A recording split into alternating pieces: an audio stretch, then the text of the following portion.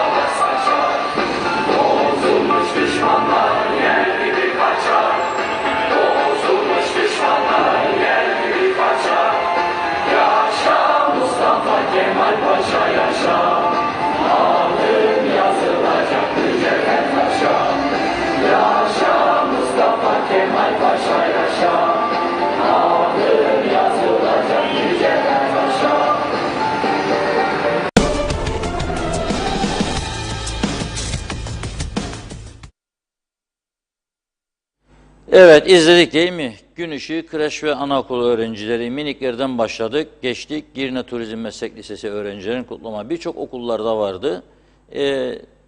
Dolayısıyla tümüne yer vermemiz mümkün değil. Bize gönderileni verdik. Ve Atatürk sevgimizi bu şekilde bir kez daha dosta düşmana herkese göstermiş olduk. Kıbrıslı Türkler gerçekten Atatürk'ün izinde yürüyerek bugünlere geldiler diyenler haksız değildir, haklıdır. Daha neler var bilinmeyen Kıbrıslı Türklerin bilinmeyen ne özellikleri var? O zor günlerde Kurtuluş Savaşı döneminde Kıbrıslı Türklerin burada fakir olan halkın elindeki hayvanları satarak Türkiye'ye para yolladığı dönemler gördü bu ülke. Gerçekten bunu hayattayken 90'lı yaşlarında kişilerden dinlemiştim ben 81 yılında bu yazı dizisini hazırlarken Günaydın için. İnanılmaz bir durum. Aynı 74'ten sonra Türk askeri geldi de Türkleşti, Kıbrıs'ı Türkler Türk değildi falan. Bu yanlar. Ama önemli olan bunları anlatmaktır. Türkiye'ye bile anlatamadık. Türkiye'ye bile Kıbrıs'ı Türklerin vermiş olduğu mücadeleyi anlatamadık. Yanlış şeyler kolay gidiyor Türkiye'ye. Arada bir bozuk sesler oluyor, onlar kolay gidiyor. Hemen sanki öyleymiş gibi toplumun tümü ama gerçek olanlar maalesef Türkiye sevgisi ve Atatürk sevgisi olan bölümler yansıtılmıyor, gitmiyor, bunun üzerinde durulmuyor. Tabii bunun suçu kendi idarecilerimindir. Bunu yeterince anlatmalar. Bir de yabancılar var ülkemizde. Şimdi bakınız kirletiyoruz. Biz her yeri kirletiyoruz. Hazır ne bulduysak hepsini çökertiyoruz. Bu ülkeye sonradan gelen yabancılar Rusudur, Almanıdır, İngilizidir. Onlar da temizliyor bizim aramızdan çıkan bazı gönüllü kişilerle birlikte. Hani bir de der ki aman ülkemiz elden gidiyor, topraksız da Filistin. Bir yığın hikayeyi becermekte üstümüze gelen yok. Ama şimdi ben sizi normalde programın sonunda verirdim bu temiz ada gönüllülerinin etkinliğini. Ama bugün o yabancılar hem temizlediler pisliklerimizi hem de ondan sonra hata saygı duruşu yaptılar. O açıdan bunu bugün öne alıyorum. Sıkılmadan izleyin lütfen. Belki biraz dersler çıkarırız. Belki biraz ders çıkarırız ama videonun 1. bölümü çöplerle ilgilidir. Nereye gidiyoruz? Salamis Bay Otel'in yanındaki atıl vaziyetteki Seaside Otel'e götürüyorum sizi. Yıllardır atıl vaziyette ama kimse görmüyor, duymuyor, tepki vermiyor. Bu da bizim çok büyük bir özelliğimiz ha. Görüyor, görmüyor, duymuyor, konuşmuyor. Ama yarın birine verirsin, kıyametler kopacak. Peşkeş mi diyecekler, bilmem ne diyecekler falan filan. Yahu fare yuvası, fuhuş yuvası oldu orası. 20 yılı aşkın bir süredir. Atıl vaziyette duruyor. Hem de kimin parasıdır bilir misiniz o otel? Bilmezsiniz tabii, çoğu bilmez. Ben söyleyeyim size, işçinin parası, bizim paramız. Sosyal sigortalardaki birikimlerimizin parası orada atılı durur, çöplüğe dönmüş bir bina var orada. Oteliydi orası ve güzel bir oteliydi. O otel atıl vaziyette işletemediler. Çünkü sigorta dairesinin işi mi otel işletmek? İşletemediler. Batırdılar. 20 yıldan fazla da orada durur. Gelen giden hiçbir hükümet de ilgilenmedi bu işine. Hepsine birer tane madalya takmak lazım. Hepsine birer madalya. Anastasiades ise İsrail'de Herzog tarafından onur madalyası takıldı. Ben de bunlara hepsine batırma madalyası takılmasını öneriyorum burada. Kim de varsa batırma madalyası birer tane hediye etsin gelmiş geçmiş tüm siyasetçilerimize. İzleyelim Temiz Adayı. Günaydınlar. Ben Temizada'dan Kasım Uluçaylı. Bugün 10 Kasım 2022. Atatürk'ün ölümünün 84.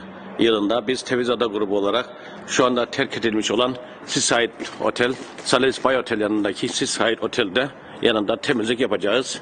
Bu saat 8-9 arası bu temizlik etkinliği yapacağız.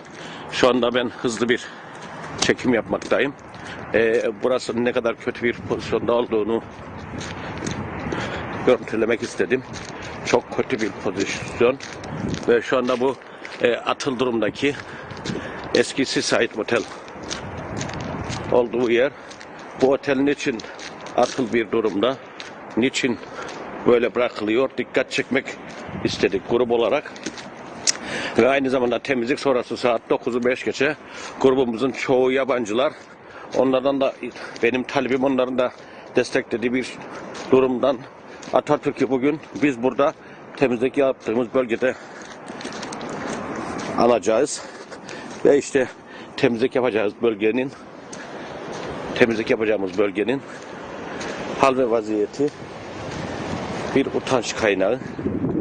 Burası turistlerin yürüyüş yaptıkları, gezdikleri yer. Bu da eski Seaside Otel. Atıl vaziyette. Burayı herhalde bugün yapabilir miyiz? 8-9 arası bilemiyorum çünkü bayağı bir çöp yığını haline geldi. Bundan yaklaşık 7-8 ay önce burayı yapmıştık. Tekrardan Atatürk'ün 84. ölüm yıl dönümünü minnet ve şükranla anıyoruz. Nurlar içinde uyusun. Hepinize teşekkür ediyorum. 5 minutes and 1 minute Mr. Atatürk and after the breakfast and evet. Bugün 10 Kasım 2022 Ulu Önder Atatürk'ün ölüm yıl dönümü, 84. ölüm yıl dönümü. Biz Temiz Ada grubu olarak Seaside Oteli, Sanem yanında bulunan Seaside Otel'de Yeni Boğaziçi Belediyesi, Çevre Dairesi, Sanem İspay Oteli ve biz Temiz Ada grubuyla güzel bir temizlik yaptık. Bu temizlik sonrası da görüyorsunuz çoğu yabancı olan Kazakistan, Ukrayna, Rusya, Kıbrıslı, Türkiye'li olan insanlardan oluşan grubumuz temizlik yaptı ve büyük bir Atatürk'ü anmak için onlar da bizle beraber büyük bir heyecan yaşamaktadır. Biz de bugün onlarla birlikte Ulu Önder Atatürk'e bir saygımız icabı onun önünde saygıyla eğilerek bir dakikalık saygı duruşunda bulunacağız. Ama önce yabancılardan gelen bir taleple onlar farklı bir kültürle Atatürk'ü önce bir alkışlamak istiyorlar. Ondan beraber evet, now the 1 minute please. Yes.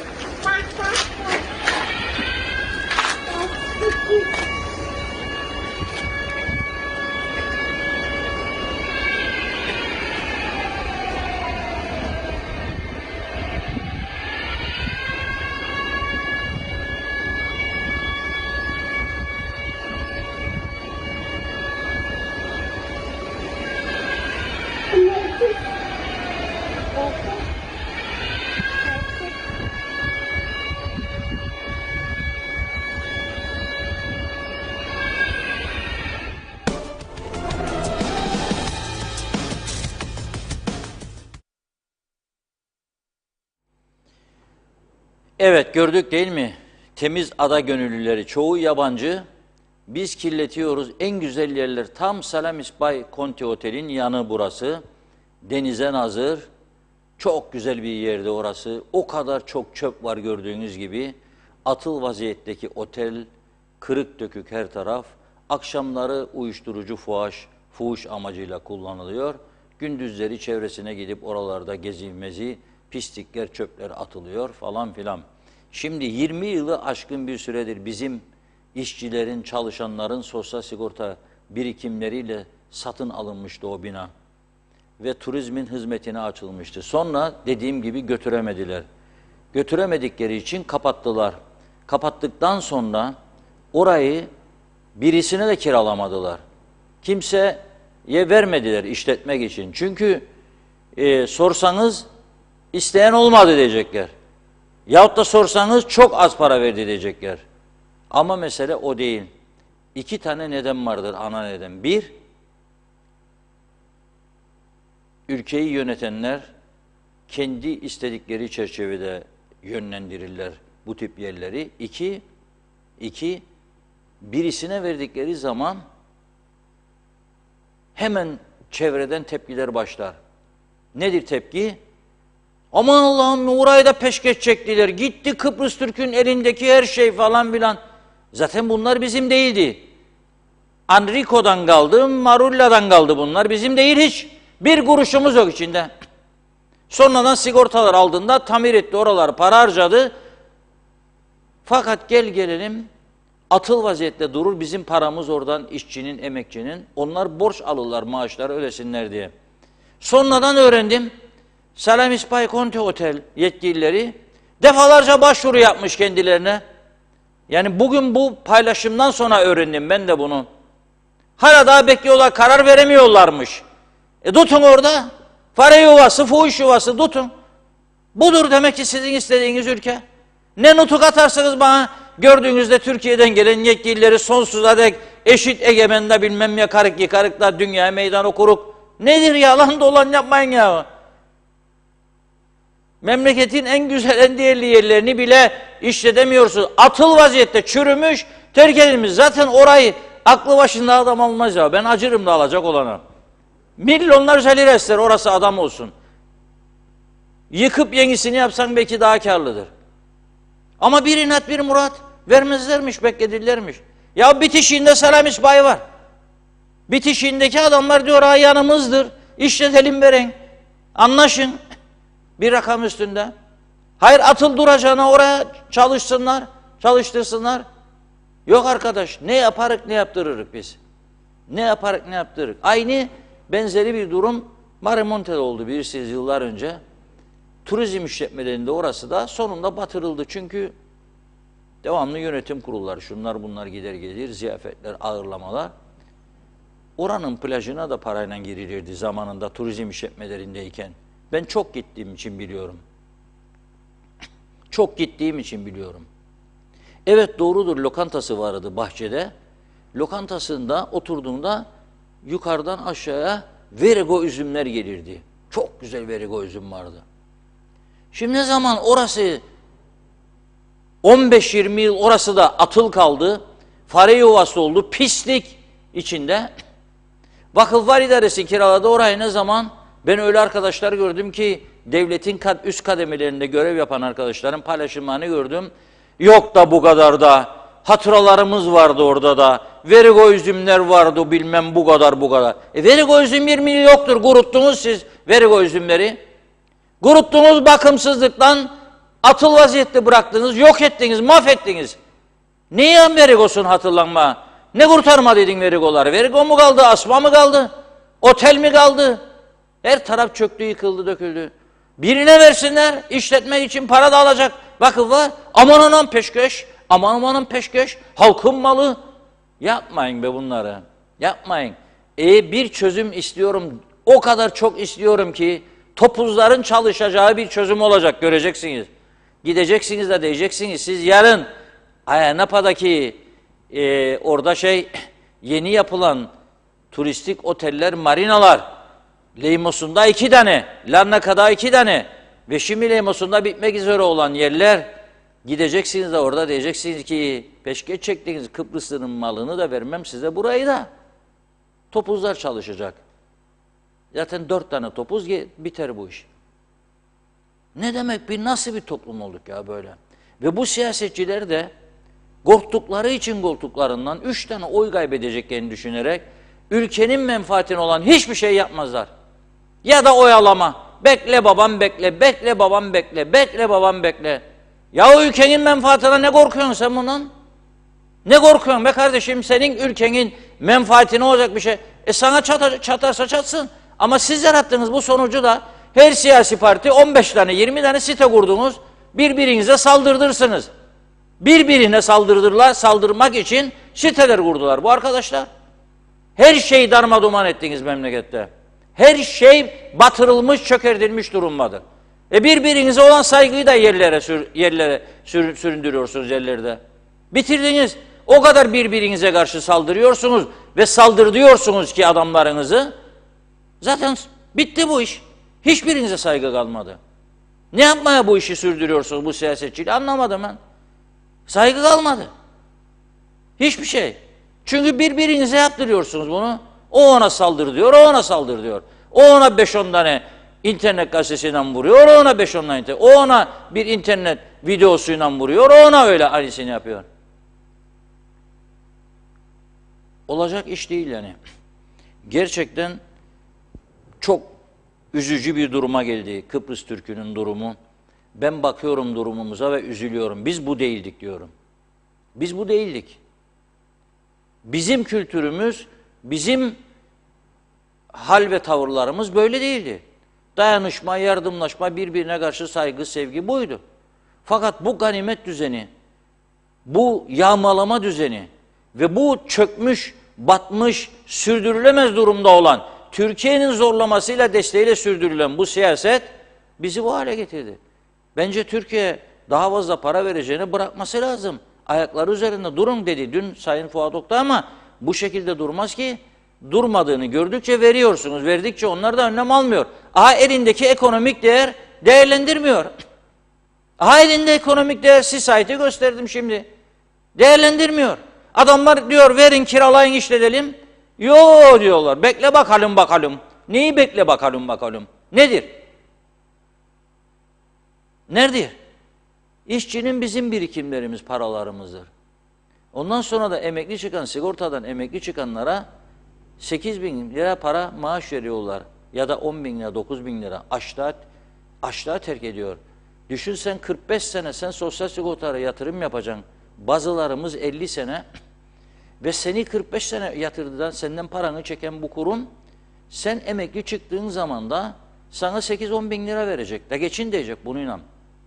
Sen alırken 40 bin lira, 35 bin lira, 50 bin lira bir anda seni çekecek 10 bin lira. Al da geçin 10 bin lira. Hadi geçinirsen hayatının son zamanı. İkinci iş yapma şansın da yoktur. Ve sen orada otel aldın, parasını attın işçinin.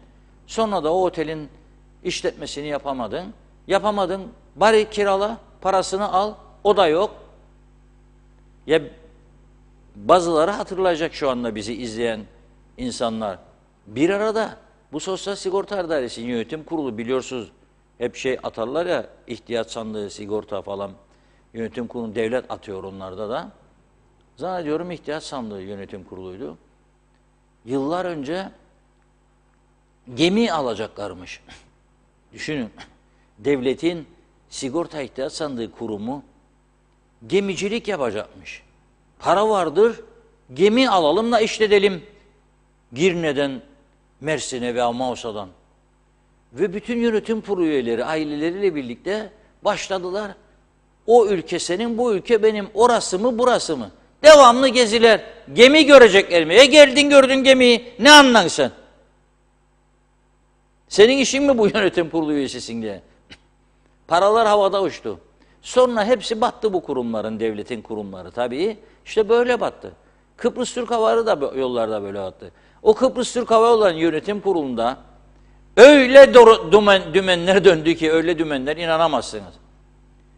Honolulu'ya gittiler, uçak kiralayacakmışlar. Ailece, bütün yönetim kurulu. Honolulu nere? Uçak nerede bular Honolulu'da sana gittin? Ne anlan zaten? Ne anlarsın sen uçaktan? Onlarca ülke gezdiler, uçak kiralayacakmışlar. Geldik görelim neyi? Neyi göreceksin? Havaalanında uçak, bu uçaktır kiralık. Böyle kiralılar, böyle ticaret yapılır. Ama devlet memurunu sen oraya atarsan yönetici diye bilmediği bir konuda, o da ne yapacak? Kısa sürede ne kadar gezersem, ne kadar tozarsam, ne kadar yer içersem. Mesele budur. Ama özel bir kuruluş olsa bunu yaptırır mı, yaptırabilir mi? Var mı o gücü? Yoktur. Özelleri de maşallah büyük bir çoğunluk aile şirketi haline döndü. Kim bilecek ya böyle bir ticaret, ekonomi işini, yani aile dışındakiler mi bilecek? Gıççatçık varsa gıççatçık, oğlancık varsa oğlancık. Yani ya kız çocuğu ya erkek çocuğuna giderecek. Damat, gelin falan yeter. Ben adam alacağıma vereceğim 40-50 bin lira yönetici. Da göz koysun benim malıma da ne alırım ne ederim. Aile. Ondan sonra da büyükler geliyormuş şikayet eder. Gelecek, bugün kuzeyden geliyor, yarın güneyden gelecek. Rum şirketlerin yanında finito festa kısa sürede. Mücadele edemezsiniz onlarla. Bak, Ahmet Nafi kardeşler, 2 kardeşten biri hayattadır, Allah uzun ömür versin. Benim bir gün önümü kestiler. Hangisiydi, hayatta olan mı değil mi? Reşat Akar sensin be oğlum dedi. Evet dedim, yürüyüş yapardım. Dedi dur da bir şey anlatacak sana. Nedir dedim. Biz ilk Türk ürünlerini satan insanları şeker getirirdik Türkiye'den. İşte yemiş memiş, eti bisküvileri de onların yıllarca. Dedim, Burun bize ne yaptı bilin sen 74'ten önce ne yaptı dedim. Biz şekeri Rum'a da biz verirdik dedi. Satabildiğimiz yegane üründü şeker, başka bir şey yok. Türklere hep biz verik, Rum da bizden alır dedi. Sonra bir gün dedi baktım, bizim Türkleri dedi bir tane 2 tanesi gelmemeye başladı. Ne var ama bu 1 hafta yok, 2 hafta yok, 3 hafta yok. Sonra gördüm, ne oldu oğlumla gelmen bize şeker alasın. Dedi ki, Rum'dan alırım, Enrico'dan yahut da yanına gidin. Nasıl olur be dedi, ona ben veririm şekeri dedi. O da dedi ki, olmaz bu iş dedi. Olur dedi, ondan alırım daha ucuz verir senden dedi. Çıktım gittim dedi Rum'a. Nedir oğlum senin yaptığın? Sen benden alma şey senden alırım. Be benden alın 10 kuruşa, satan 8 kuruşa dedim. Ahmet yahut da Nafi dedi. Ben dedi 1000 çeşit ürün getiririm be dedi. 999'undan kar ederim, seninkinden nazar edeceğim ki Türkleri hepsini bu yana çekeyim. Şekerde de bana çekeyim, bana bağlayayım. Onun için hazırlanın siz de. Çok uzak görmüyorum ben. Bir taraftan bir dersler gelecek. Madem kendi kendimizi yönelemedik, madem paylaşımı bilmedik ve hala bilmiyoruz, kıskançlık, çekememezlik, göz haset, inanılmaz bir durumda. İnanılmaz. Bu kadar parçalanmışlık ben görmedim ömrümde bu ülkede. Ve korkuyorum. Ve gerçekten bozulmayan insanlarımız için de üzülüyorum onlar adına. Çünkü öyle insanlarımız var, tamam artık bir daha 74 oldu, Türk askeri bizi bekliyor, bir daha artık azınlık sınıfına girmeyecek, çocuklarımız bu ülkede hür ve özgür yaşayacak diye heyecanlanırken, son zamanlarda çok farklı gelişmelere tanık olmaya başladık hepimiz. Üzülüyor insanlar tabii diyor, biz ne yapacak bu ülkeden çocuklarımız, torunlarımız, ne yapacaklar? Var mı bir gelecek için bana güzel bir tablo çizebilen birisi? Ben göremiyorum. Antik liman işte orada Girne'de çökertilmiş, batırılmış. Girne Galesi öyle pislikten geçilmez. Otlar ağaç oldu da bir avukat arkadaş, Allah razı olsun, Ahmet Sait Sayın, geçen hafta rezaleti gitti orada yürürken çekti fotoğrafını, Facebook'ta paylaştı, çağrı yaptı. Ya çevre dairesi dedi ya belediye dedi, artık kim yapacaksa dedi. Da sonra belediye o çağrıdan sonra birileri uyardı herhalde. Seçim de var ya yakında. 5-6 saat sonra gönderdiler ekibi, kamyonu da biraz temizlerler de gittiler. Böyle mi olmalı hizmetler? Hizmetler sürdürülebilir olması gerekmez mi? Bir plan program dahilinde devamlı yapılması gerekmez mi? Temizlik çalışmaları, bakım onarım çalışmaları. Bazı yerlerine Amerikan asfaltı döktüler. Ölür mü öldürür mü? Patika olması gereken yollar Amerikan asfaltı döktüler. Hem de kötü bir şekilde. Kalite kötü, dökümü kötü. Birçok yer kırık dökük oldu. Kırık dökük. Girne limandan bahsederim ama Girne antik limandan bahsederim. Çok yayınladık. Gurur duyacağımız bir şey söyler misiniz siz bana bu ülkenin bu durumlarından? Biz gurur duyabilir miyiz ya? Aldığımızda böyle miydi? Bu denizin içine bakar mısınız siz nasıldı? Biz buralar aldığımızda böyle miydi?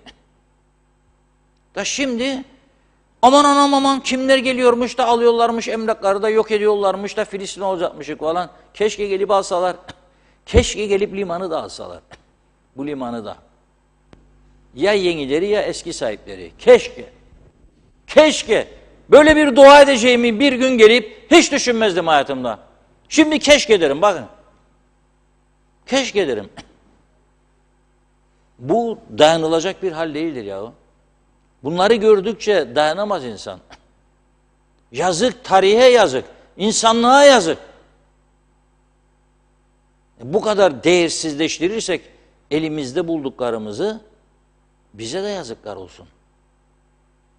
Bize de yazıklar olsun. Yani ben başka bir şey söylemek istemiyorum bu konuda. Defalarca söyledim. Aylardır, yıllardır söylüyorum. Bakın bu Girne. Oraları hasbelkader bir şekilde alanlar ya güneyde vardı dedi ya birinden aldı. Ondan ona. 2 milyon dolar isterlerdi 15 sene önce. Bir daire 2 milyon dolar. Çünkü antik limanın üstündesin. Eğer adam gibi dursaydı 10 milyon bugün. Ama şimdi bak ne hale getirdi de bakan da yok. Bunun bir yasası, bir kanunu yok mudur ya? Biri desin ki bir yasa yok mu? Yoksa da çıkaramaz mısınız ya? Değilsiniz ki bunu tadilatını yapmak zorundadır.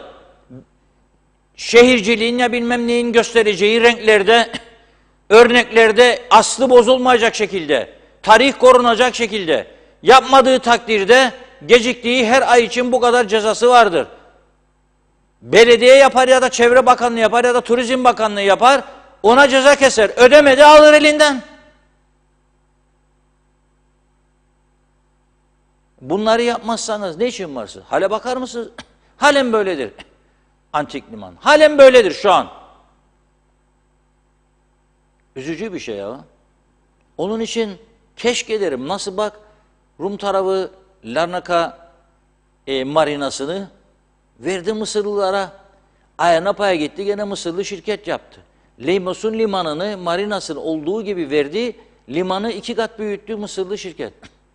Ya İsrailler ya Mısırlılar yapıyor güneyde şimdi bu işleri. Ben de diyorum keşke gelse biri de alsa, ya onlar ya eski sahipleri. Bizimle olmaz. Olmaz. Kim bakan olacak, kim başkan olacak, onun kavgası var. Ha bir de bunları söylediğimiz zaman bizi cezalandırma var. Sağa sola giderler. Ne diyor bu oğlum, ne diyor? Bu oğlum bu. Böyle konuşmalar da yaparlar. Böyle konuşmalar da yaparlar. Neyse günü geldiğinde biz de konuşacak onlarla ilgili olarak. Zaten duyuyoruz, öğreniyoruz kimlerdir. Günü geldiğinde herkesle konuşur.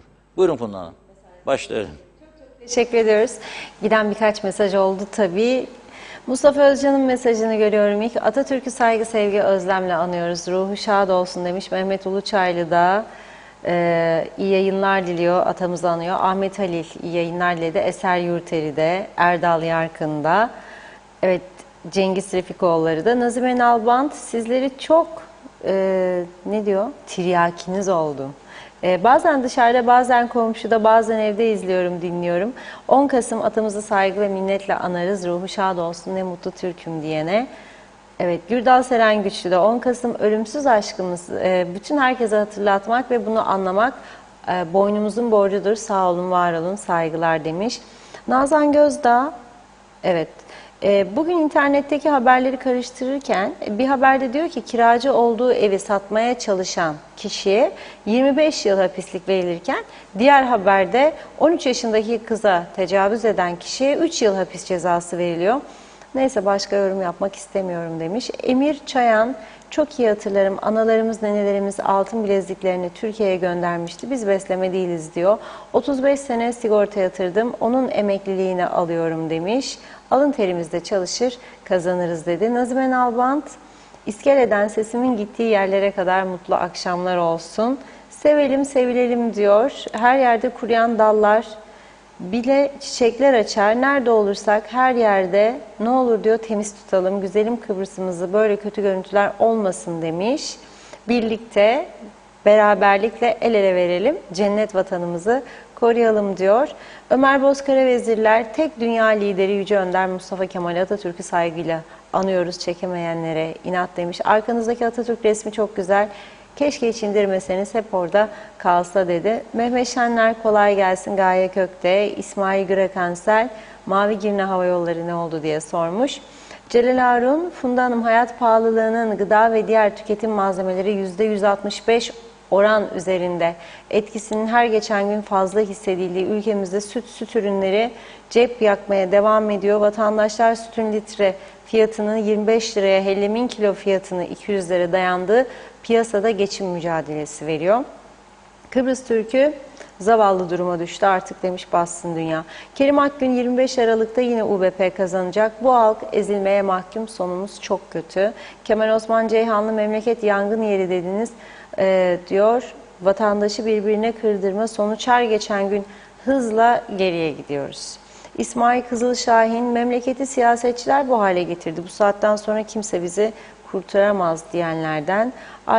Aylin Kızıl hayırlı yayınlar demiş. Çağatay Doğuner, bir şeyi değerlendirmek zahmet ister, emek ister, uğraşmak, çalışmak sorumluluk gerektirir. Ne gezer diyor bunlarda. Mehmet Bulduk ne mutlu Türk'üm diyene rahat uyu atan, bıraktığım vatan emin ellerde yazdı. Doğan Falyalı, hem fakir hem becerisi olmayan insan çok zora girer. Hava soğudu, ısınmak isteyen bulgur çorbası iyi pişince acı biberle diyor, çok güzel olur. Diğer tarifleri de verdi, zeytinyağında kavurun diyor. Yiyin de korkmayın kimse görmez demiş. Sayar Eker bu ne millet ki atanın yolundan menfaat için saptırdı. Binaları kaldırdı, yolları sakat bıraktı. Bu ne millet ki enflasyona çarpılıp kaldı. Bencil bencil fikrini, fırını yaktı, komşuya kapıyı kapattı. Oldu şimdi olacağım.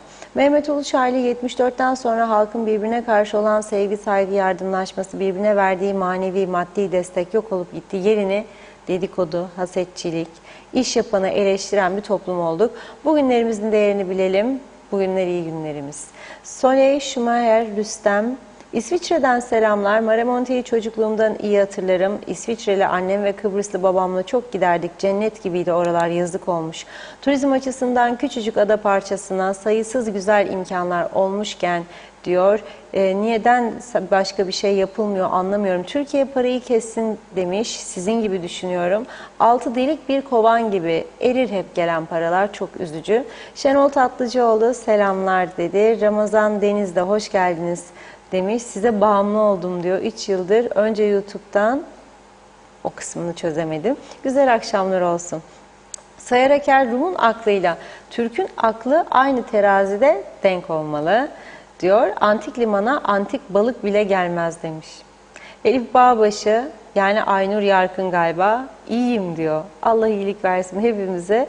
Evet, Sayar Eker, Reşat Akar'ın ağzından bal akar demiş. Kerim Akgün, gelecek milletvekilleri seçimlerinde Nijeryalı, Pakistanlı vekil çıkacak ve ben onlara oy vereceğim. Belki düzeliriz demiş. Evet, bakıyorum Mehmet İnancı da. Hayırlı yayınlar, batmış batırılmış kaoslar ülkesi cennet adamıza sizlere sağlıklı günler dilerim dedi. Celil Arun zam üstüne zam ne olacak diyor. Eski günler çok güzeldi. Sevgi, saygı, değer vermek, korumak, yardım etmek vardı. Şimdi hepsi yok oldu. Yaşanacak dünya bırakmadılar demiş. Bir iki mesaj okuyup ara verelim. Şerife Turgay Derya da iyi yayınlar diliyor. Hale halemde sonsuz teşekkürler. Her şeyden önce sağlık demiş. Nilüfer Canova, Dubai'li bir şirket Güney Kıbrıs'ta dev yatırımlar yapıyor. Reklamları sosyal medyada dönüyor. Evet, Ömer Erkek Köse, dün akşam bir çakar ışıklı konvoyu gördüm. 40 araç. Nedir bu demiş. Mehmet İnancı da geçen Haziran'da ziyaret ettim. Düğün vardı. Reşat Bey, Girne'yi bir görelim dedik. Gece gezerken antik limanın yanında 5 dakika duramadık pis kokudan. Turist nasıl dayansın demiş bu kokulara. Üzüntü duydum diyor. Behram Tanrıverdi, Şenay Hilmi de kolay gelsin, iyi yayınlar dilediler. Devam edeceğiz. Sözü Reşat Bey'e bırakıyorum. Buyurun. Evet, şimdi tabii turizm, ulaşım, yolcu adetleri falan birbiriyle bağlantı konulardır. Devam edeceğim bu konuya çünkü bugün rakamlar açıklandı güneyde. Kuzeydekini de biz araştırdık, bulduk. Birlikte vereceğim ama bir ara konuya girmek isterim. Kısa bir konu. Dolandırıcılar. Çok ciddi bir şekilde artış gösteriyor. Son zamanlarda o kadar bir değişik taktikler uyguluyorlar ki özellikle yaşlı insanları kandırmaya çalışıyorlar. Milliyetçi bir Kıbrıs Türk toplumu vardır. Atatürk'e, Türkiye'sine, kendi milli günlerine önem veren bir toplum vardır. Onları bayraklı mesajlarla vurmaya çalışıyorlar şimdi. Veyahut da bakanlık logolarıyla. Şimdi bir vatandaşımız aradı beni bugün. Aynı aileden mesela 2-3 değişik kişiye aynı grup, arkadaş grubu, ailesi falan arka arkaya geliyor. Sağlık Bakanlığı logolu işte mesajlar, WhatsApp numarası, sizin diyor test yapmamız lazım. Mesela korona testi veya bir genel kalp taraması yapacağız diyorlar. Gelecek inşallah o logolarda şimdi ekrana göreceksiniz. Tarama yapacağız bakanlık olarak diyor. Lütfen bize diyor kimlik bilgilerinizi falan verin ki sizi sıraya alalım diyorlar. Sakın bunlara kimse kanmasın. Sakın ola kimse kanmasın. Sağlık Bakanlığı direkt böyle bir bilgi yollamaz, hiçbir bakanlık yollamaz. Yollamaması da lazım zaten. Basın yoluyla açıklamasını yapar ilgili bakanlıklar. Hepsinin de basın danışmanları vardır. Müdürler var, müsteşarlar var, galem müdürleri var, bakanlık müdürleri var, var oğlu var. Onları değerlendirirler. Güzel etkili tanıtım yaparlar. Televizyonlarda, gazetelerde yayınlarlar. Eğer bir organizasyon yapacaklarsa. Ama buna sakın hiç kimse inanmasın. Böyle bir olayla karşılaştığınız zaman da anında polisi aramak lazım. Anında. Polis de geçtiğimiz günlerde zaten arka arkaya açıklama yaptı bu konuda. Sakın inanmayınız. Sizden banka bilgilerinizi isteyenlere kesinlikle vermeyiniz. Sizin hesabınızın üstünden kara para aklaması yapıyorlar. Yakaladık, durdurduk, bilmem verin de sizin paranızı emniyete alacak. Yapmayın bunu. Sakın, sakın ola. Aradıysa sizi birisi arıyorsa, telefonda veya mesaj gönderiyorsa cep telefonunuza veya mail adresinize anında polise bildiriniz. Hiç panik yapmadan, heyecan yapmadan, hiçbir cevap vermeden anında polise bildiriniz. Bunlarla baş etmek kolay değildir tabii, biliyorum. Birçok çeteler üredi. Türkiye'de de yapıyorlar aynısını. Türkiye'den buraya da yapıyorlar. Buraya gelip yapıyorlar veya oradan yapıyorlar. Bu yeni tabii haberleşme imkanları çerçevesinde internet üzerinden birçok yolsuzluk işine girişiyorlar. Sakın buna kimse itibar etmesin. Polis aransın, ihbar edilsin. Çok arttı. Bu konuda sizleri biz devamlı bize bilgi geldikçe uyaracağız. Sağlık Bakanlığı'nı da bekliyorum şimdi. İşte ben bunu yayınladım. Açıklama yapmasını bekliyorum. Polisin de bilgisindedir bu konu diye biliyorum. İnşallah bu konuda polis gerekeni yapar. Şimdi gelelim turizmden sonra yolcu sayısını vermekte fayda var. Sonra geleceğim yerleşke konusuna. Madem ki geldik, Seaside Otel dedik. Karavanlar var bakın. Bir de o var. Venice Beach diye güzel bir yer var. Yaz ayları geçti. Karavanlar oraya izinsiz baskın yapıyorlarmış. Ve o kadar bir görüntü kirliliği. İnsanlar tabii sahilde yürüyüş yapıyorlar falan. Artık gitmek istemezler. Onlar da arkadaşlarımızdadır. Venice Beach, sahil boyları, karavanlar. O bölgeden gelen tepkiler de var. Vatandaşlarımız bu konuda önlem alınmasını istiyor. Yani bu memleketi sahipsiz bırakmak doğru bir şey değildir. Görev üstleniyorsak, görev alıyorsak, aldıktan sonra görevi amalar, mamalar geçersizdir. Ama, mama yoktur. Aldıysan sen bir görevi, onun gereklerini yerine getireceksin. Tedbirini alacaksın. Ama bunun dışında aldım ben görevi de adamım yoktur, personelim yoktur. Mehmet Kuruz'dadır fotoğraflar. Personelim yoktur, adamım yoktur, olmaz.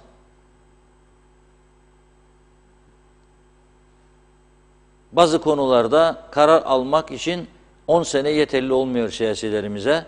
Karar alınması gereken konularda acil 10 sene yetmiyor. Bazı konular vardır, bakıyorsunuz onları hiç dikkate almıyorlar, görmezden geliyorlar. İnanılır gibi bir durum değil yani, gerçekten üzücü bir durum. Neyse, gelecek biraz sonra karavan fotoğrafları inşallah program sonrasında gelir. Şimdi Güney Kıbrıs'ta bugün istatistikler yayınlandı. Yolcular, geliş gidiş istatistikler. Ekim ayını veriyorum önce. Sadece Ekim ayında, geride bıraktığımız Ekim ayında Güney Kıbrıs'ın Larnaka ve Baf hava alanları ikisi geliş ve gidişler olmak üzere 1.098.000 yolcuya hizmet vermiş. 1.098.000 yolcu bir ayda, Ekim ayı. Bir önceki yıla göre %15.4 oranında artış var. Ocak ile Ekim arası ise ilk 10 ayda 8 milyon 126 bin yolcu, 8 milyon 126 bin yolcuya hizmet verdi Larnaca ve BAF. Bizde ne kadar acaba? Bir araştıralım dedik. Bizde ise ortaya çıkan rakam şöyle. Ekim ayında gelen yolcu 169.961, giden yolcu 153.951. Bu da enteresan ha. Ekim ayında gelenlerin 16.000'i geri gitmedi demektir bu. Toplam 323.912. Kuzey Kıbrıs'ın Ercan hava alanı geliş ve gidişleri de 323 bin yolcuya hizmet vermiş. Güney Kıbrıs'ın Larnaca ve BAF hava alanları ise 1.098.000. Yani arada korkunç bir fark var. 3 katından da fazla. Ocak-Ekim 10 aylık sürede ise Ercan Havaalanı toplamda 2.482.000 yolcu, Güney Kıbrıs 8.126.000. 4 katı tam. Bu da neyi gösteriyor bize? Onların tabii gelen gidenler vatandaş değildir hepsi, biliyorsunuz. Turistler var. Turizmde ne kadar ilerleme kaydettiklerini gösteriyor bize bu durum.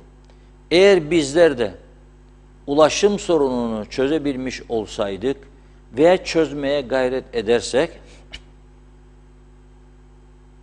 ve bir de Ercan Havaalanı inşallah maşallah artık bitirebilirsek,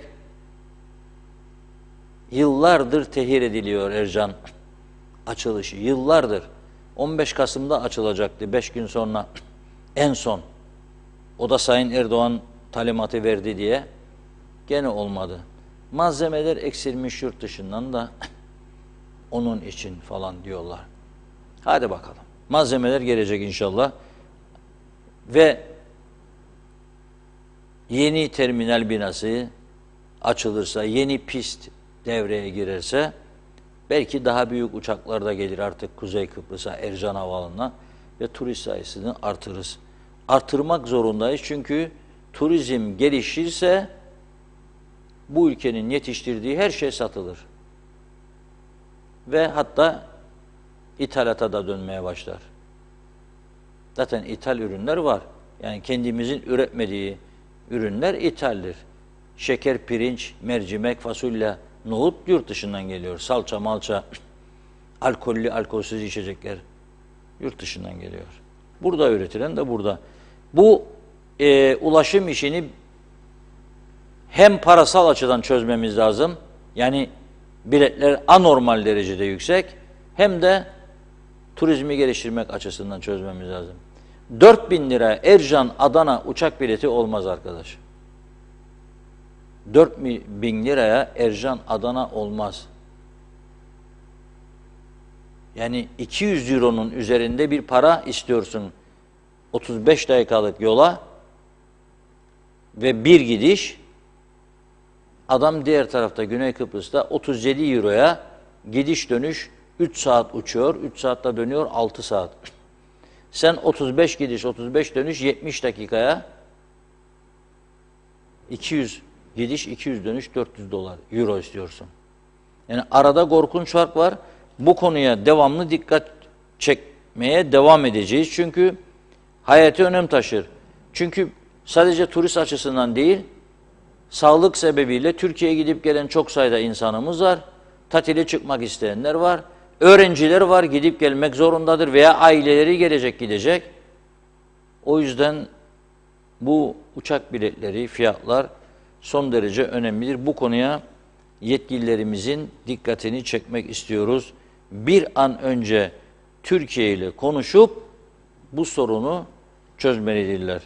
Kuzey Kıbrıs'ın tabii ki az önce bahsettiğim dolandırıcılık meselesinden Rumlarda da oluyor, yani zannetmeyin Güney Kıbrıs Avrupa üyesidir da süt limandır olmaz, oluyor.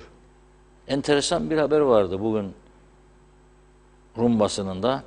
Ben beklerdim bizim taraf açıklasın bunu. Çünkü bizim tarafın bir başarısı var ortada. 4 yıl gecikmeli de olsa bir başarı var. Nedir? Kadının biri Güney Kıbrıs'ta tatile gönderecek diye Kıbrıs Rumları 122 kişiyi 200 bin euro dolandırmış. 122 kişiyi sizi tatile göndereceğim, tur operatörüyüm diyerek 200 bin euro dolandırdıktan sonra ortadan kaybolmuş. Meğer geldi Kıbrıs'ın kuzeyine. Güneyden çıktı, kuzeye geldi. Bavula koydu 200 bin euroyu, geldi burada hayatını yaşadı. 4 yıl sonra ortaya çıkmış. Bizimkiler de onu iki toplumlu teknik komitenin anlaşması çerçevesinde iade etmişler. Şimdi ben o zaman sorarım size, bu iki toplumlu teknik komite o yanda suç işleyip bu yana geleni geri verir de ağzını açamadı bu kadar gündür. Bu Tansuçı'dan Kıbrıslı Türk 44 yaşındaki bir Kıbrıslı Türk'ün cezaevinde öldürülmesi konusunda bir kelimecik duyamadık. Hiçbirinden. Ne iktidar partilerinden, ne muhalefet partilerinden, ne sendikalardan, ne sivil toplum örgütlerinden, insan hakları örgütleri falan filan varmış, şudur budur. Hiç kimseden bir şey duymadık. Hiç kimseden. Yani bir kendi vatandaşımız ya, işlediği suçu ayırıyorum ben, o ayrı bir şeydir. Ama hiçbir kimse öldürülmeyi hak etmiyor. Sandalye masa ayaklarını kırıp sopalarla, kesici aletlerle 36 saat süreyle işkence edilerek öldürülmesi karşısında bir vatandaşımızın ayağa kalkmalıydı, Kıbrıs'ın kuzeyi olduğu gibi. Birleşmiş Milletler yetkilileri çağrılıp anında tepki ortaya konmalıydı. Avrupa Komisyonu, Avrupa Birliği. Gidin bakın bakalım ne durumdadır. Irkçılığa girdi mi iş, mesele bir Kıbrıslı Türktür. Bakın nasıl göz yumuyorlar öldürülmesine. Bu konuda hiçbir tepki yok. Bu da bize neyi gösteriyor? Medet ummaylim, bizim kendi yönetimimizden herhangi bir durum karşısında hakkımızı arayacak da, koruyacak da, bizi savunacak böyle bir irade görmüyorum ben. Yani böyle bir yaklaşım görmüyorum, yoktur. Olmayan bir şeyi de iddia edemem. Yani gerçekten üzücü bir durum. Olmayan bir şeyi de iddia etmemiz doğru bir şey değildir. Evet Funda Hanım, son daha çok önemli bir konuya geçeceğim şimdi. Sizlere de söylüyorum, kahveler, çaylar demlensin, yengisi gelsin. Mesajlardan sonra devam edeceğiz. Buyurun. Hemen devam edelim kaldığımız yerden. Celal Harun, iyi yayınlar. Şu anda programınızı heyecanlı bir şekilde izliyoruz. Tepebaşı Köyü'nden Hasan Kararlı, Çamlıbel Köyü'nden Şifa Harun ve Celal Harun. 10 Kasım Atatürk'ü anma günü bugün. Türkiye Cumhuriyeti'nin kurucusu, eşsiz devlet adamı, ebedi başkomutanımız Ulu Önder Atatürk'ün aramızdan ayrılışının 84. yıl dönümünde bir kez daha saygı, şükran ve rahmetle anıyoruz. Hüseyin Koltan, o da özlemle anıyoruz diyor, saygıyla. Hayırlı yayınlar, dilinize, emeğinize sağlık. Hale halemde atamızı saygıyla anıyoruz demiş. Halil Anıldı, sizleri severek izliyoruz. Eskiden gelen Türk giden Türk söyleminden kızılırken şimdi gelenler meçhul. Kendi vatanımızda KKTC vatandaşı olarak 3'te 1'e kadar düştük. Türkiye'li Kıbrıs'la ayrımı çok masum kalmış bir ayrıştırma oldu bugünlerde. Dilimiz, dinimiz birdi hiç değilse diyor. Şimdi çok yabancıyız seslere, yüzlere. Ülkemiz böyle sarılmış durumda. Belki uzun sürmez acaba bu ülke, burası benim toprağım, doğup öleceğim yer burası diyecek birileri kalacak mı? Nazime Nalbant, Kıbrıs halkını düşünenler olsaydı bu kadar sıkıntımız olmazdı diyor. İnşallah bundan sonra belki uyanırlar, aydınlıklar olur demiş. İyi ki TV 2020'miz var. Kim tutar sizi diyor. Doğruları söyleyenler daima arkanızda halk demiş. Yıkamazlar, sizleri seviyorum dedi. Ali Yıltan Aksun 74'e kadar her yer temizdi. Çevre kirliliği diye bir problem yoktu. Boğaz piknik alanı, Alev Kayası piknik alanı da aynı. Tamamen çok kirli ve pis. Bu yerlere biz Kıbrıslılar gitmekten çoktan vazgeçtik. Liman da öyle. O halde geriye kimler kalmış? Cevabın sonu perdede diyor. İsmail Gürakansel, Ercan Trabzon uçak seferleri Aralık'ta başlayacakmış. Gidiş dönüş kaç para? Kaç diyor. Bu iş ilanla olmaz. Gidiş dönüş adını da koysunlar diyor. Selamlar. Hale halem hala seller, Gazi Mausa çemberinde 5 Kasım'da saat gündüz 2.30'da kaza geçirdim. Yaya geçidinde bana çarptılar. Ayağım kırık. Allah'a çok şükür çarşamba günü taburcu oldum. Beni arayan soran herkese teşekkür ederim demiş. Çok çok geçmiş olsun. Ayrıca beni basın yayını yaptığınız için de Diyalog TV'ye teşekkürler dedi. Evet, Hasan Nihat Erduran, bir İngiliz arkadaş karavan kampları görünce bana mülteci kampı mı buraları diye sormuştu. Çok mahcup olmuştu dedi. Ve diğer mesajında Hasan Bey, Ercan ambargolu hayalettir diyor. Birleşmiş Milletler uyur. 63 işgal ve istilası sonrası anayasal bile değildir demiş. Birleşmiş Milletler onu tanır, insanlık suçudur diyor. Ulaşım direkt olmadıkça rekabet edemeyiz demiş. Doğan Falyalı, her şey güzel de akıllı birine sordular. Sen bu durumu nasıl görürsün? Verdiği cevapsa yolun sonu karanlık, tüneldesin artık, ne yaparsan yap, nafile. Ha varsın ha yoksun diyor. Her zaman, ne demek o? Her zaman okunmaz, geçmiş olsun diye cevap verdi ama hiç anlayamadım ama diyeyim. Soner Sabriler selamlar demiş. Kurucu Cumhurbaşkanımız Sayın Rauf Denktaş'ın beyin vefatından bugüne kadar her gün kemikleri sızlar, yazıklar olsun. Böyle giden gelen ve hükümetlere KKTC'yi böyle teslim etmedi ki diyor meclistekilere. Tek bir dertli var, meclistekilerin aylıkları. Yani tek bir dertleri var. Ve 13. maaşları İngiltere'den demiş. Ve bir de 13. maaşlar İngiltere'den bize selamlarını yolluyor. Huzurlu akşamlar, sevgiyle kalın demiş. Not olarak bir paylaşım daha var. Arkadaşım aile problemi için KKTC'ye gitmek zorunda kaldı. 25 Kasım İngiltere Ercan sadece gidiş 500 pound, ayıp hem de çok ayıp vallahi diyor. Evet, Hasan Nihat Erduran, Kıbrıs kimliğiyle seyahat belgeleri geri alınmasın diye içimizdeki Mickey Mouse'ların sesi çıkmaz demiş. Üzgünüm. Son 1-2 mesaj var. Arif Mustafa Cüce, kolay gelsin diyor. Evet, Hasan Nihat Erduran, birçok açılış yapıldı. Atatürk'ümüze teşekkürler. Bazı içimizdekiler diyor, olanlara da dikkat çekildi. Kimse uyumuyor yani. Kamu yararına Türkiye finanslı projeler demiş. Akçay Muhtarlığı, İyi yayınlar, Ulu Önderimizi Atatürk'ü saygıyla anıyoruz dediler. Çok çok teşekkür ediyoruz. Devam edeceğiz tabii. Reşat Bey, buyurun. Evet, fotoğraflar şimdi Venüs Beach civarı karavan turizmi gelecek. Çünkü Mehmet Kuruz arkadaşım, başka Mehmet Kuruz da varmış. Ben gönderiyorum, öteki Mehmet Kuruz'a ederim. Meğer o da Gaziantep'teki Mehmet Kuruz'muş. Yani düşünün siz, teknoloji neler yapar bize. Kaç tane Mehmet Kuruz var. Bize de zamanında dediler, soy adı kanunu geçti Kıbrıs'ın kuzeyinde. Bir tek aile alabilir aynı soyadı, ikincisi alamaz. Öyle bir karar geçmiş. Babam, Allah rahmet eylesin, dedi, aileyi toplantıya çağırır babam. Annem yanında, biz kardeşler, hepimize sorar, soyadımız ne olsun? Günlerce herkes bir şey söyler. Bizim yaşımız daha genç. Abim falan, diğer abim, 3 tane büyüğüm var benim, onlar söyler. Sonunda Akar soyadına karar geldi aile.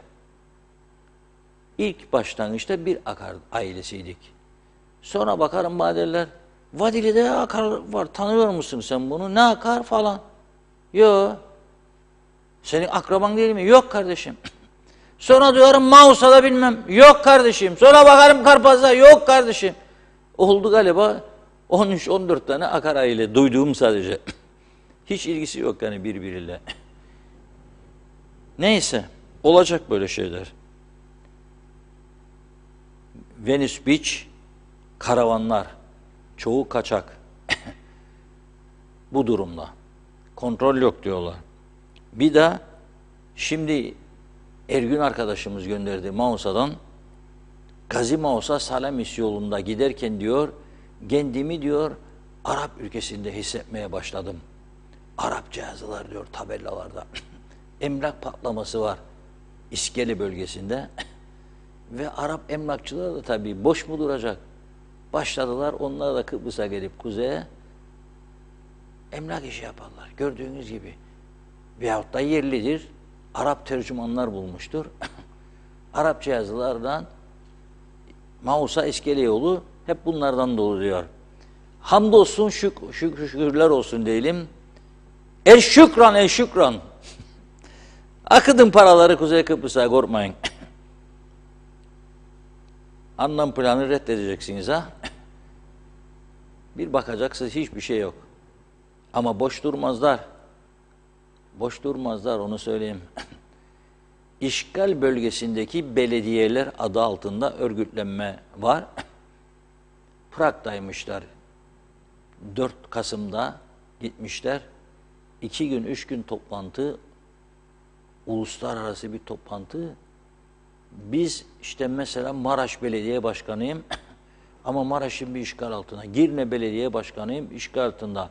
Morfu diyorlar, o Morfu, Güzelyurt Belediye Başkanıyım, işgal altında. Bunun propagandasını 48 yıldır yılmadan, bıkmadan sürdürüyorlar. Biz bu tarafta tabii kirletmeye, yıkmaya devam. Bakalım bu işin sonu ne olacak. Şimdi Sayın Fuat Oktay, Kıbrıs işlerine bakan Türkiye Cumhurbaşkanı Yardımcısı. Dün Kıbrıs'a geldi. Bir günün içerisinde birçok etkinliğe katıldı. Lefke'ye gitti, Ercan'dan indi. Lefke'ye gitti. Orada el sanatları falan bir organizasyon, ona katıldı. Oradan döndü. Yerleşkeye gitti. Cumhurbaşkanlığı, parlamento, çay bahçesi, cami içinde olacağı yerleşke projesi. Onu inceledi. Orada beyanatlar verdi. Sonra toplu açılış törenlerine katıldı. Sonra ziyaret etti Başbakanı, Cumhurbaşkanı ve ayrıldı. Bir günde birçok iş. Bizimkiler de herhalde peşinde koşmaktan yorulmuşturlar. Bir hafta dinlenme izni alsınlar bence. Türkiye'de böyle çalışır siyaset. Başka ülkelerde de. Bizde bir konferans verecekmiş, giderler Konya'ya, Gaziantep'e. 5 gün yoktular. 5 gün harcırak çalışır. Orada en üst düzeyde ağırlanma. Önde arkada eskortlar gider, geri polisler. Onu görünce arka koltukta gururlanır bizimkiler. Vay be der, madem bu imkanı verdi bize Türkiye, ana vatanımız, biz de kullanalım değil mi? Yani bedava adamı getirdi, baş şoför Mercedes, önde arkada korumalar, sirenler çalarak giderler. Milletler kimdir gelen, kimdir gelen? Bu güzel bir şey. Öğlen bir yerde ziyafet, gece bir yerde ziyafet. Akşam yemeklerinde viski içemezler ha. Yani o yasaktır orada. Devlet ikramlarında no alkol, no alkol. Ya gül şurubu ya ayran içeceksiniz. Ya da su. Ama otele gittiklerinde odalarda vardır. Rakımı içtin sen bensiz diyor. Kim sorar halini? Ya bir konferans 10 dakika konuşmak için 5 gün. 5 gün. Yani olur. Ya da Fuat Oktay Bey gelmemiş olsaydı bakalım Londra ziyareti kaç gün süreceğiydi? 40 gün, 40 gece sürerdi herhalde Londra ziyareti. Büyük memleket canım, kolay değil. Eviyle bir de sayım yapacağımızda lazım oraya karargah kuralım. Birçok bölgede çadırlar kurulsun ve 5-6 ay orada kalalım ki sayım yapabilelim. Bu çok önemli. Şimdi dedi ki Fuat Oktay Bey dün bunun konuşulmasını istediği için söyledi diye düşünüyorum. Onun için okuyorum. Yoksa durup durduğum yerde ne okuyayım? Gizli bir şey olsa zaten ya mesela kapalı bir toplantıda söylese tabii ki buna uymak, saygı duymak zorundayız gizliliğine. Ama açık söyledi ve üstüne basa basa söyledi. Demek ki duyulmasını istiyordu. Onun için duyurmak da bizim görevimizdir gazeteciler olarak. Hani Cumhurbaşkanımıza yeni bir saray, meclisimize de çok çalıştıkları ve çok yasa geçirdikleri için ödül olarak yeni bir parlamento binası, bütün milletvekillerine çalışma odaları olacak, laptopları konacak, asistanlar oturacak. Hazırlanın, 50 tane asistan ihtiyacımız vardır külliye inşaatı bittikten sonra. Her milletvekilinin birer tane. Hatta ve hatta bakan olanlara 2'şerden olması lazım ki daha yoğun. 2 asistan. Asistanın biri kırmızı telefon kullansın mesela, biri beyaz ki fark anlaşılsın. Ara bana dediğinde yurt içinden birisini kırmızı telefon. Ara yurt dışından dediğinde mesela ara İspanya Başbakanı'yla konuşacağım. İklim değişimini falan dediğinde veyahut da ara Biden'ı, senato seçimleri oldu. Şimdi Amerika'da kaç kişimiz ilgilenir ayrı mesele tabii, haberimiz bile yok. Bir konuşalım Biden'la. Yahut da arabana bakalım ya, en önemli ekonomist, Financial Times'ın başyazarını. Niye isten? Nasıl gidecek bu Bitcoin, kalktık aldık birkaç tanecik. Bir çıkar bir güm düşer, bir çıkar bir güm düşer. Onun için onlara 2'şer hatta 3'er tane öneriyorum. Kırmızı, beyaz, bir de yeşille mavi telefon koysunlar. 3 tane asistan. Çok önemlidir bu. O büyük parlamento binası yapılacak şu oraya. Bir de güzel çay bahçesi. Çaylar, tavşan kanı, şıngır şıngır şıngır şıngır şıngır. Yanına bir de cami. Hamdolsun. Tamamdır. Sonra da bana mesajı okuyacağım ama şimdi aklıma geldi. Geçikkale'den arıyor beni bir vatandaşımız. 3 defa da bugün aradı. Ne olacak dedi benim hanımın ilaçlar. Ne olacak dedim, ne bileyim. Sağlık Bakanı değilim. MS ilacı. Aylardır yok ya, 18.000 liraymış. Ne yapayım dedi, bak alayım hanımı gideyim. Oturayım bütün gün bakanlığın önünde. Ne olacak dedim otursan, üşüyecek zavallı kadın, ne götürecek? Sen git dedim. Bağırma dedim, yalnız bağırma iyi olmaz yani. Sakin konuş dedim. Anlaşalım, anlaşın. Her gittiğinde diyorlarmış ki, aha siparişi veriyoruz. Aha siparişi verdik. Aha haber beklerik geliyordu. Şimdi de konuştuk aha, ama gününü veremiyorlar. Ama 1800 lirayı lazım bulsun, versin, eczacıdan alsın. Aylık 5600 diyor. Sosyal yardımdan geçinirler. Neyse biz yerleşkeye dönelim. Açıldıktan sonra meclis başkanımıza çay içmeye gideceğim ben oraya. İkram ederse içeceğim bir çayını. Fuat Oktay Bey dedi ki, Kıbrıs Türk'ünün vuracağı bir mühür olacak burası dedi. Ve Türkiye Cumhuriyeti Devleti olarak sonuna kadar yanında olacağız. Ve bu mühür vurulacak dedi. Ve devam etti. Bu projeye karşı çıkanlar karşısında KKTC ve Türkiye Cumhuriyeti Devleti'ni bulacaklar dedi. KKTC Devleti'nin başkanı ve hükümeti oradaydı zaten. Yanındaydı yani. Türkiye Cumhuriyeti olarak en üst makam, ikinci kişi, Cumhurbaşkanı'ndan sonra Cumhurbaşkanı Yardımcısı Fuat Oktay Bey. Şimdi bugün Cumhuriyetçi Türk Partisi iyice düşünüp, biraz kaşınıp, değerlendirme yaptıktan sonra bir açıklama yaptı. Kıbrıs Türk halkının iradesini yok saymaya çalışanlar karşılarında CTP'yi bulacak başlıklı açıklama. Karşısındasın zaten. O da biliyor karşısında olduğunu. Yani dün bilmez miydi söylerken bunları Fuat Oktay Bey karşısında olduğunu? Bilirdi. Demek ki söylediğine göre söylemiştir. uzundur, yani öyle çok sizi yormak istemem. Bir kısmını okuyacağım. Kıbrıs Türk halkının yıllardan beri biriktirmiş olduğu demokratik, siyasi kültürü korumanın ve toplumsal varlığımızın gelişip kökleşmesinin baş aktörlerinden biri olan CTP, yıllardan beridir halkımızın kendi kendini yönetmesi için mücadele vermektedir. 2020 yılında gerçekleştirilen Cumhurbaşkanlığı seçimlerinden beridir, bu beridir biraz fazla oldu galiba, seçiminden beri Kıbrıs Türk halkının iradesine yönelik müdahalelerin artarak devam etmekte olduğu ve bu süreçlerden başta Kıbrıs Türk halkı olmak üzere tüm tarafların zarar gördüğü ortadadır. Türkiye Cumhuriyeti Cumhurbaşkanı Yardımcısı Sayın Fuat Oktay'ın dün gerçekleştirmiş olduğu ziyaret esnasında vermiş olduğu mesajlar bu çerçevede ortaya çıkan son örnek olarak karşımızda durmaktadır. Şimdi tabii bu arada BM Güvenlik Konseyi, eşitlik falan filan biraz onlardan bahsetti.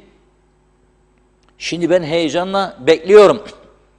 Birinci paragraf geçtim, 2'yi geçtim, 3 geçtim, 4 geçtim, 5 geçtim. Nerede yerleşke yahu derim. Sonunda buldum en son paragrafta. CTP, Kıbrıs'ın kuzeyinde yapılacak her türlü girişimin Kıbrıs Türk halkının iradesine dayalı olarak yapılması gerektiğini savunmakta ve toplumumuzun iradesi hilafına yapılan işlerin ve açıklamaların karşısında durmaya devam etmektedir. Bu vesileyle Kıbrıs Türk halkının iradesi dışında ortaya atılan külliye projesine hayır dediğimizi bildirir, Kıbrıs Türk halkının iradesini yok saymaya çalışanların karşılarında CTP'yi bulacağını kamuoyu ile paylaşmak isteriz.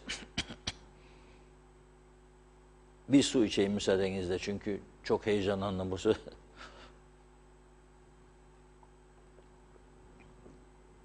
Müthiş bir Ramazan topu gibi geldi bana bu sözler. Karşısında olduğunu bilirlerdi, dün de karşısındaydık. Öyle dediniz yani daha önce de. Ama o da dedi ki bizi bulacaksınız dedi. Şimdi Kudret Özersay başında ben de kızdıydım ilk. Nedir ya bu Kudret Bey'in yaptığı dedim ya, o halk seni seçti sen. Sonra düşündüm, mecliste konuşur. Çocukken bize bir Türkçe ile Rumca karışık bir şey anlatırdı büyüklerimiz. Okundurdum, yazındırdım, bale gudalla derlerdi. Nedir derdik biz de merak ederdik. Okundurdum, yazındırdım, yani okuttum, yazdırdım ama gene iş yok demektir. Gene olmaz. Şimdi biz bu külliye gerçekten hepimiz karşı mıyız? Çoğunluk karşı mı? Karşı olsaydı yaptığınız eyleme sadece 40-50 kişi mi katılırdı? Dün akşam baktım Mausa'dan paylaşım yaptılar. Örgüt kurmuşlar. 12'sinde galiba. Eylem yapacaklar cumartesi günü. Toplantıya diyor 12 kişi katıldı diyor. Neredesiniz diyor. Batsın seçimleriniz diyor. Seçim gezisindesiniz diyor. Paylaşan arkadaş, adını unuttum. Yazamadım da o saat. Adını. Kalem yoktu cebimde.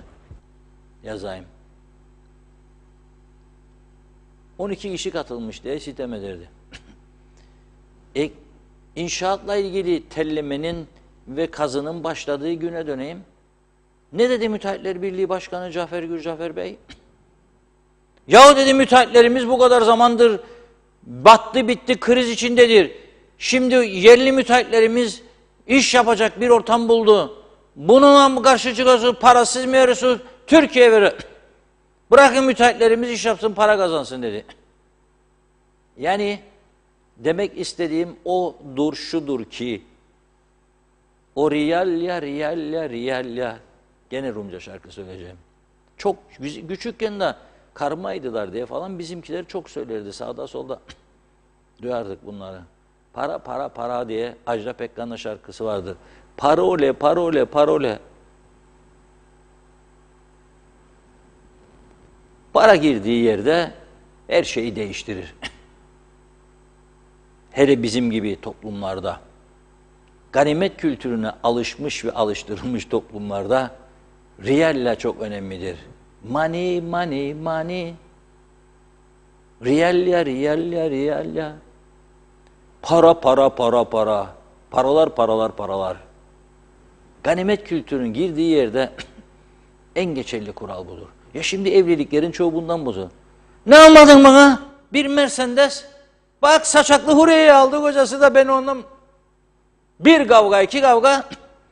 Büyük aşklar biter, elveda meyhaneci. Hepsi böyle değildir ya, gücenmesin bana her boşanan. Tabii başka sebepler de var. Kimisi aldadır, kimisi para vermez, var da vermez. Kimisi yok da vermez, veremez. Ne yapsın biçare? Yoksa yoktu. Evlilik yıl dönümümüz geldi. Utanmadan bana kalktı, gitti ha bunu aldı. Yoksa nasıl alacak? Hırsızlık mı yapsın? Banka mı soysun? Ne yapacak? Alır canım alır. O garavolli saçlı anasına neler aldı? Tamam o zaman. Ne diyeyim? Şimdi onun için bu mesele de budur.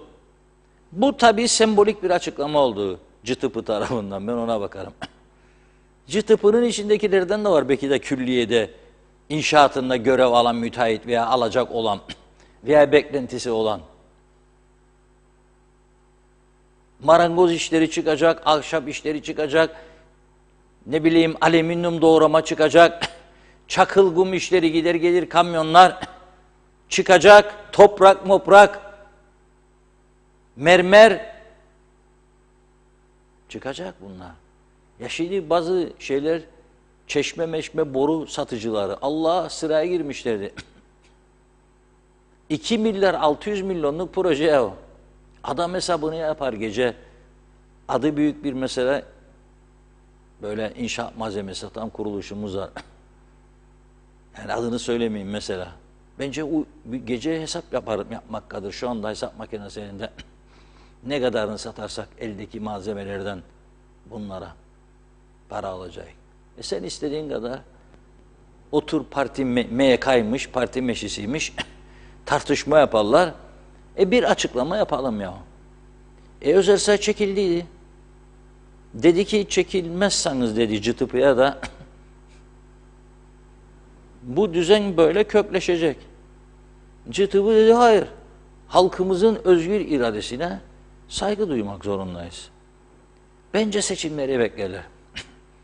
Hedef seçimlerde eğer güçlü çıkarsa belediyelerde o zaman bir erken seçimde zorlanma gündeme gelecek diye hesaplar yapıldığını duyuyorum ben de. Duyuyorum. Ama farklı olursa ne olacak? 2 milyar 600 milyon o. 2 milyar 500 milyonla şimdi iki sıradan veriyor protokolün dışında dedi Fuat Oktay Bey.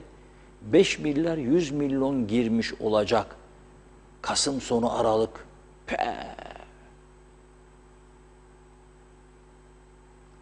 Neler olmaz ki? Onun için diyorum ki bir güzel şarkı dinleyelim, hareketli.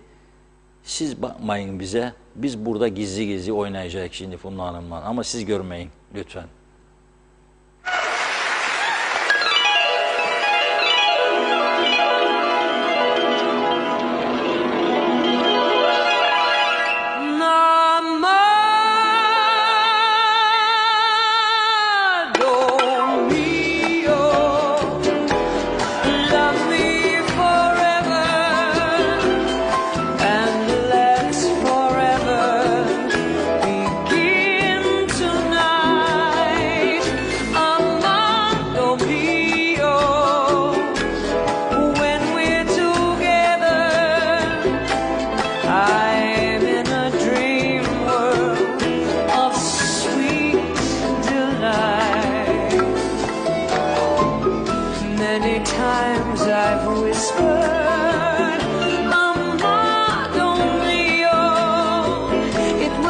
Just a phrase that I heard in plays I was acting a part.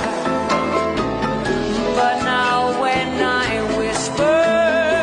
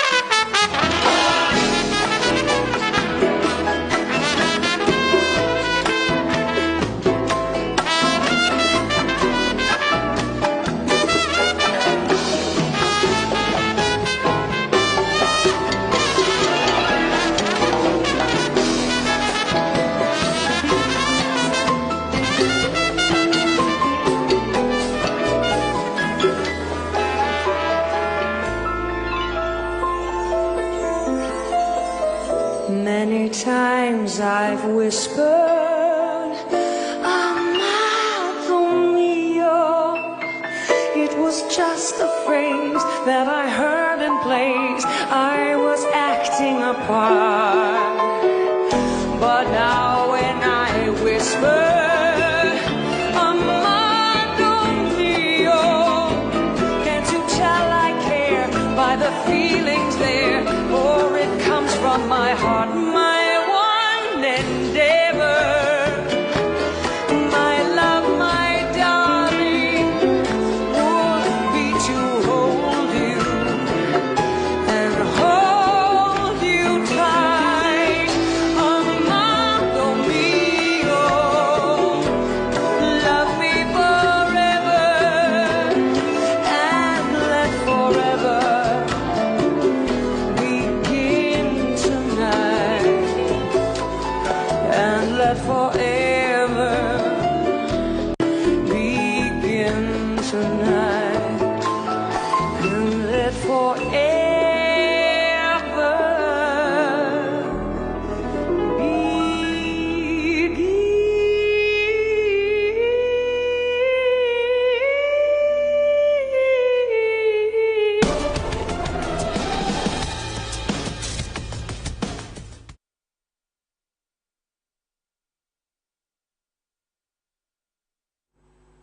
Evet, tabii gördünüz değil mi? Şarkı güzel de yakışıklıyı da gördünüz değil mi? Bir zamanların ünlü yıldızı Alain Delon. İnsan gencken nasılmış, yaşlanınca nasıl değişiyormuş ya. Bütün dünyanın güzel kadınları peşinde koşuyordu bir zamanlar. En çok sevdiği şarkıymış diye çaldık bunu Alain Delon'un.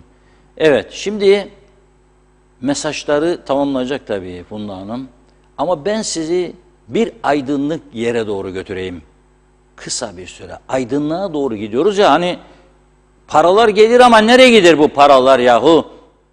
Kaç kişi bölüşür bunları? Memleket? Görme. Ama aydınlık. Bakar mısınız bura? Şu an çekilip gönderilmiştir bize. Çok teşekkür ederim gönderen izleyicimize. Arabada giderken sizi dinliyorum diyor. Bir taraftan da Girne inişindeyim diyor şu anda. Çekip göndermeden edemedim size diyor. Girne. İçine girme. Girne içine girme. Turizm cennetimiz.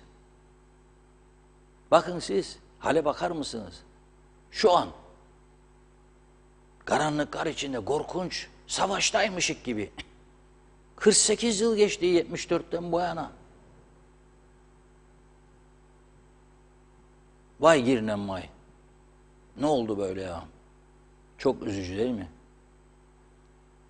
Düşünün siz bu saatte. Bir de 11-12'de gidin oralardan geçin bakalım. Aman Allah'ım. Orta refüjlerde elektrik lambaları yanmıyor. Ya bir de yağmur fırtına evlerdeki elektrikleri de kesildiğinde al sana işte müthiş bir KKTC. Forever.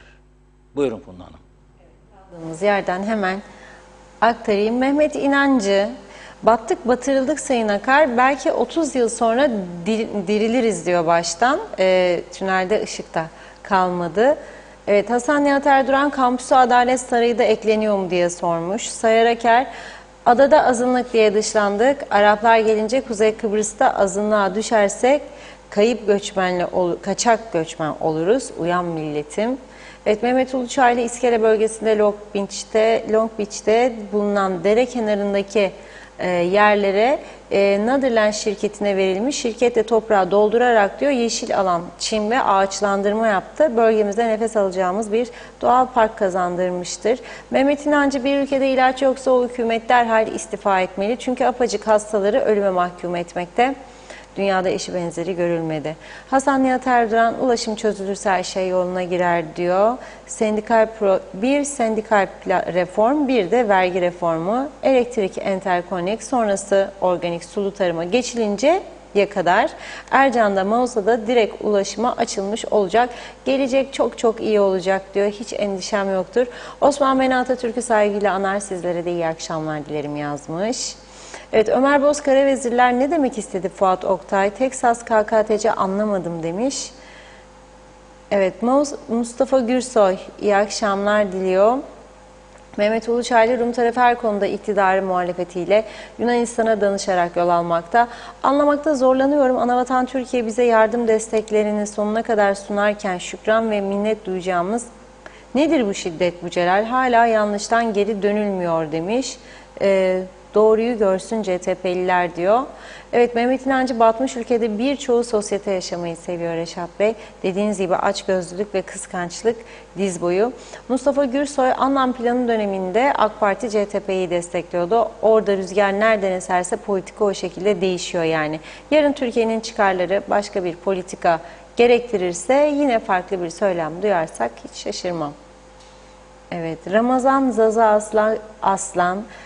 Kolay gelsin Sayın Akar, çok güzel konuşuyorsunuz. CTP dünkü parti değil, 1970 yılında Rum'a karşı Kıbrıs Türk halkını barış için, demokraside yaşatmak için mücadele etmiş bir parti.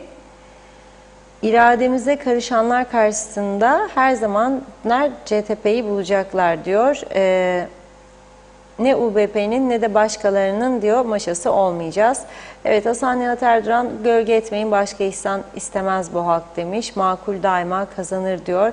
63 işgal istila dedi. Anlaşın, ambargolara beraber reaksiyon gösterin. Zeren Turalı bir Çin atasözü vardır, çok hoşuma gidiyor. İnsanmış konuşup çok iş yapacakmış. Bizlerse çok konuşup iş yerine maalesef diyor başka bir şey yaparız. İşte aradaki fark budur sevgili izleyiciler dedi. Evet. Bakıyorum tamamladık mı? Hasan Nihat Erduran bir yol yap, bir yol bul ya da yoldan çekil demiş. Çok önemli. Hasan Türk diyalog dedikleri doğrudur söyledikleri çok hoşuma gidiyor demiş. İngiltere'den selamlar. Evet, Hasan Nihat Erduran hastane de yapılacak diyor. Master plana giren yollar da bitecek. Ambargolu ekonomi zor mesele dedi. Doğan Falyalı bakıyorum en çok kimin nüfusu oluşursa Kıbrıs'ın sahibi o olacaktır. Tedbir nicedir dedi. Ve son mesaj hadi Hüseyin Kaya Erdal'dan okuyalım. Yetişecek mi başka? Süpersiniz maşallah diyor. Çok çok teşekkür ediyoruz. Reşat Bey buyurun. Evet, çok teşekkür ediyoruz sizlere. Güzel mesajlar, destekleri için sağ olun, var olun. Ben tabii bu programı şöyle değerlendiriyorum. Kıbrıs Türk halkının ilacı. Çünkü bana gelen bütün mesajlar böyle. Yaşlı olanlar diyor ki ağrıları marıları en azından 1,5 saat unuturuz ekran başında. 2, umutlanırız. Hiç olmazsa sorunlarımızı, derdimizi, çilemizi söyleyen doğru dürüst, tarafsız bir kanal var. Ne ondan ne bundan. Herkese eşit yaklaşan. Ve umutlanma. Bu büyükler için. Küçükler için de var. Müzikli bölüme geçtiğimizde nasıl bir heyecan duyup oynarlar. İzleyelim, işte şimdi geldi.